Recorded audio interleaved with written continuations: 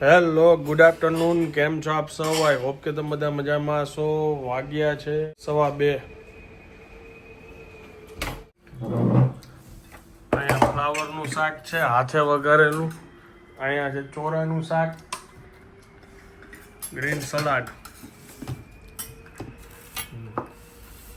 થોડીક જ હો, બસ બસ બસ બસ, નહીં જોઈ જાજી.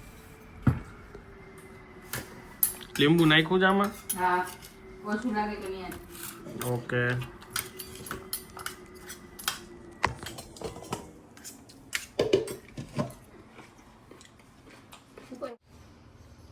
આ સ્વિચ બંધ કરી દઉં. ઓકે.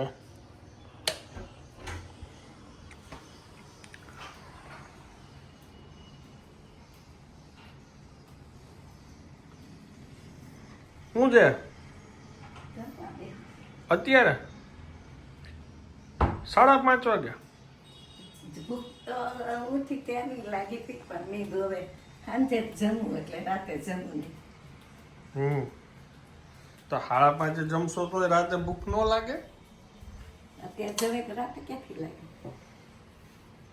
ઓકે. એક ટાઈમ ગેપ કરી દેવો છે બેઠા બેહાઈ એમ? હવાદાર નો ખાવું કાલે.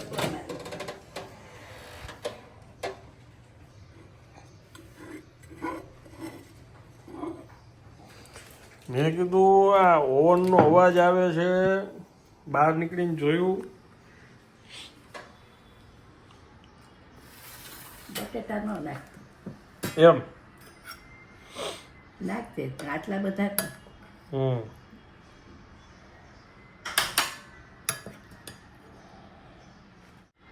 ત્યાંથી નથી છાસ પડી સો.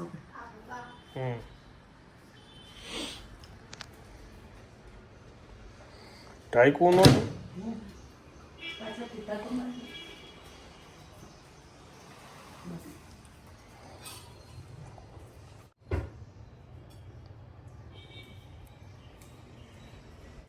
આખુંમાં એટલી ચડ આવતી હતી એટલે હું તો એડિટિંગ કરતો હતો એટલે બહાર મેં કીધું લાવો એ બાને ચક્કરે મરાઈ જાય અને અવાજ આવતો હતો. ગરમ નથી રાખતો. એ કાચ એટલો ગરમ ન થાય. આટલું મોટું રાત બંધ આવડી મોટી આવે અમે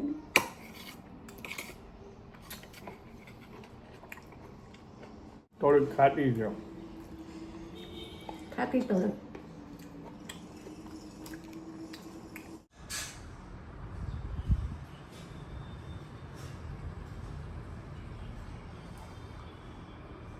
બધી મારી સામે બેઠી બેઠી જોવે છે.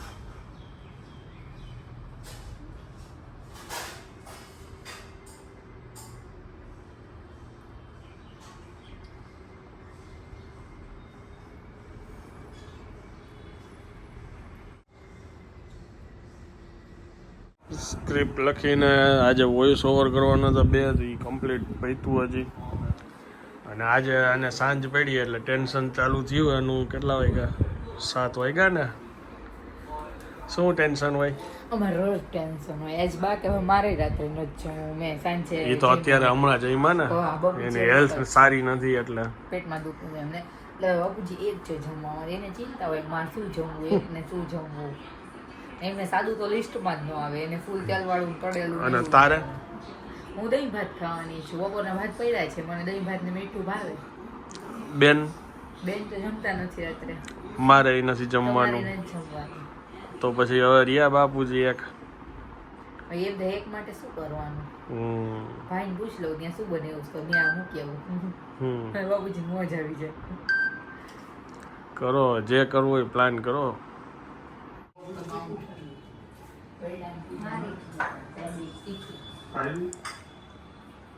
કાચું મીઠું એવું કાચું ન કવાય. જરાક તો નાખવું પડે ને, મને કેમ ભાવે ખાય. લ્યો આનું ડિનર ચાલુ થઈ ગયું.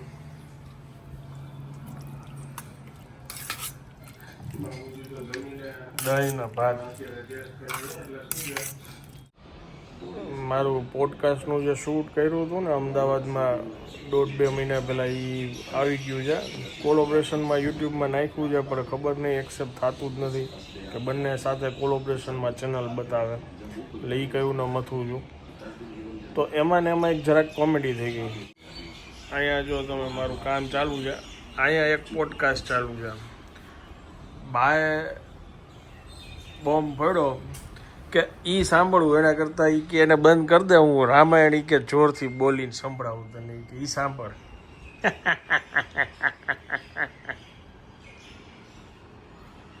ઈ શું કહે છે આપણે કાંઈ સમજતા નથી, બરોબર? બરાબર છે. તો પછી સાંભળવાનું શું? હું નથી સમજતી, તારી માં નથી સમજતી. એટલે પૂરું થઈ ગયું ને, છેડો આવી ગયો, દુનિયાનો છેડો એટલે માં. હું નથી સમજી શકતી, તું ક્યાંથી સમજી? તું તો ક્યાંથી સમજી? સંભળાતું નથી એટલે નથી સમજાતું. મને સંભળાય છે એટલે મને સંભળાય છે. આ તો દુનિયાનો છેડો આવી ગયો હવે.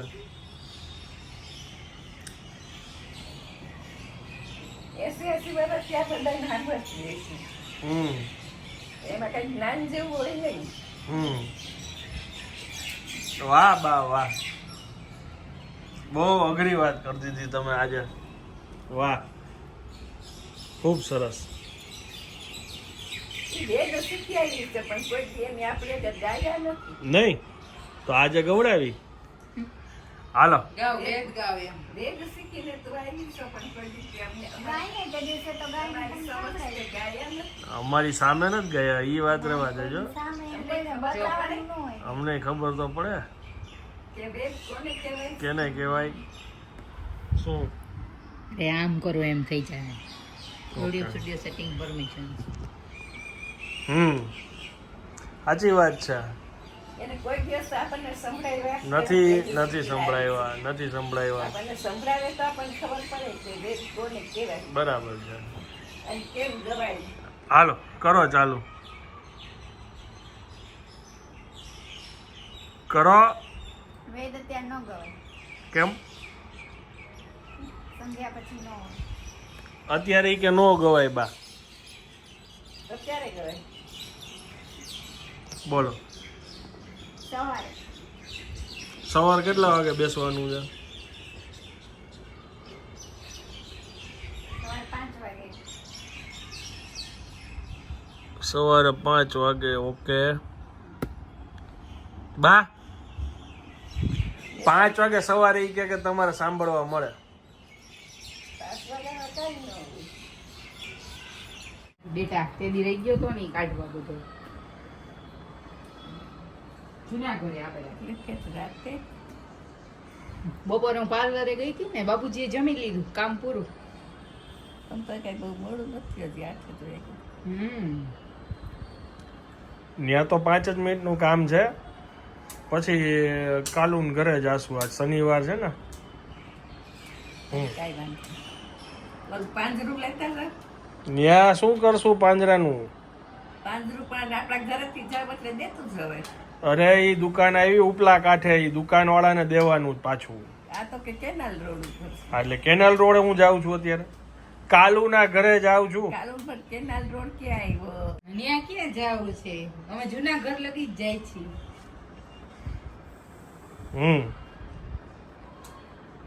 હાલો. હા. તમારે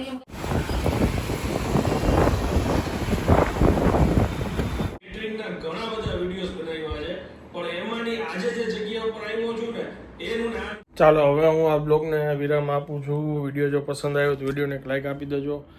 મળીએ આવતીકાલે નવા બ્લોગમાં. ત્યાં સુધી જય હિન્દ, જય ભારત.